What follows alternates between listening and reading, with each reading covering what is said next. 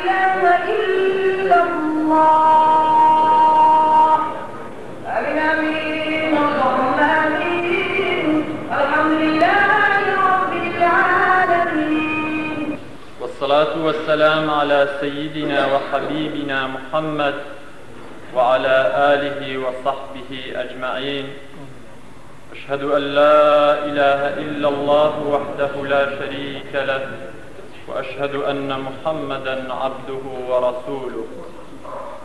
أوصيكم أيها الناس بتقوى الله وطاعته، فإن الله مع الذين اتقوا والذين هم محسنون. قال الله تعالى في كتابه الكريم: ومن أحسن قولا ممن دعا إلى الله وعمل صالحا وقال إنني من المسلمين.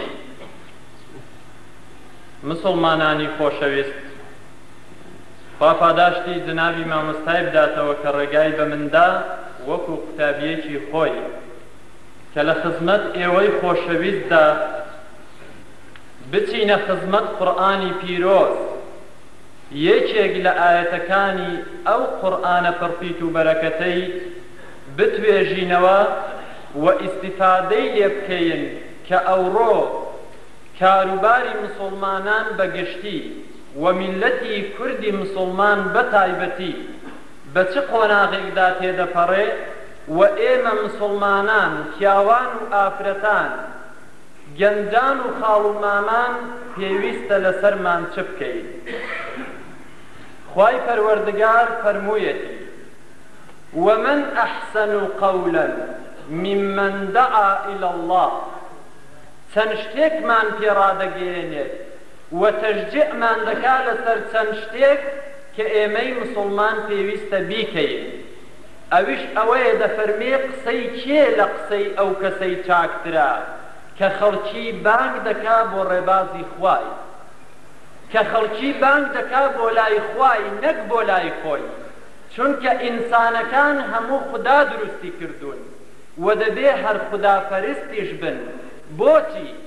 چونکە ئینسان ئەگەر یەک خودای بپەرستێت دەناوی یەکتریشدا برا دەبێت، یەکێتی بەرپا دەکات کە بە تایبەتی ئەوڕۆ میلەتی ئێمە میلەتی کوردی مسلمان لە هەموو کاتان زیاتر پێویستی بە یەکێتی و یەکگرتن هەیە، پێویستی بە برایەتی هەیە، پێویستی بە یەکدڵی هەیە. دەی کەسانێک کە یەک خوای بپەرستن ئەو خودایە پێمان دەڵێ کە دەبێ بە یەکەوە برابن، کە دەبێ یەکترتان خۆش بوێت، کە دەبێ پەرۆشی یەکترتان بێت، دەبێ یارمەتی یەکتر بدەن. ئەنجا هەمومان لەسەرمان پێویستە کە خۆمان و خەڵکی بۆ لای خودای بانکەین، خۆمان و خەڵکی بۆ لای بەرنامەکەی خودای بانکەین کە بەرنامەکەی خودای بۆیە هاتووە کە خزمەتی ئینسانیەت بکات. بەرنامەکەی خودای ئەوی ئەوڕۆ کە جیهان بۆی تینوە بەتێکڕایی کە مەسەلەی دادگەری، مەسەلەی خۆشەویستی، مەسەلەی ماف هەموو لە قورئانەکەیدا دەست دەکەوێت. ئی هەموو ئینسانیەت ئەنجا ئی ئێمەی کوردی مسلمان لە قورئانەکەماندا چارەسەری هەموو برینەکانمان دەست دەکەوێت. بۆیە خوای گەورە دەفەرمێ قسەی کێ لە قسەی ئەو کەسەی چاکترا. ئەوە یەکێک لە مەعنا بەڕێزەکانی، یەکی دیکەش لە مەعنا بەڕێزەکانی ئەو ئاەتە پیرۆزەی ئەوەندەی کە بۆم خوێندنەوە ئەوەیە کەسانێک کە مسلمانن کە ئەلحەمدولله میلەتی کورد هەمووی مسلمانە. ئەگەر کەسانێک ئیسلامیشیان خۆش نەبێ خوا نەخواستا لەبەرەوەیە کە لێی حاڵی نەبوونا دەنا هەمووی مسلمانە، هەموو برای یەکترین. ئەو کەسانەی کە مسلمانن دەبێ قسەیان شیرن بن بێت.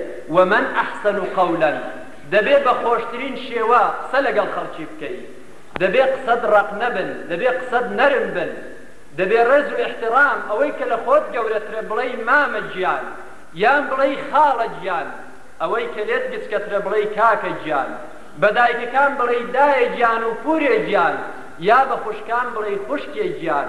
ئینسانی مسلمان دەبێ ئاوا قسە خۆش بێت، دەبێ ئاوا قسە لەبار بێت، چونکە خوای گەورە فەرمانمان پێ دەکات. ئەنجا یەکی دیکە لەوەی کە پێویستە مسلمانان بیکەن وعمل صالحا، کە دەبێت کردەوەی جوان ئەنجام دەین. جا با بزانین کردەوەی جوان، عملی ساڵح بزانین چییە؟ خۆشەویستانم، عملی ساڵح هەروەکو چۆن نوێژ و ڕۆژووە بە هەمان شێوە کاسبیکردنی حەڵاڵیشە، بە هەمان شێوە یارمەتیدانی فەقیرانیشە. ئەنجا حەسانەوەی میلەتی خۆت، بە فەرۆشبوون بۆ میلەتی خۆت، نیشتیمانپەروەری، دیفاعکردن لە مەزڵومان، وەستان دژی زاڵمان، لەسەرکردنەوەی فەقیران، ئەوە هەموو عەمەلی ساڵح، ئەوە هەموو کردەوەی چاکە. ئینسانی موسڵمان، ئینسانی خواناس دەبێ ئاوا بە فراوانی تەماشاکات. یعنی ئەو شتانەی کە پێویستن بۆ ژیانی ئینسانی هەمووی کردەوەی چاکە.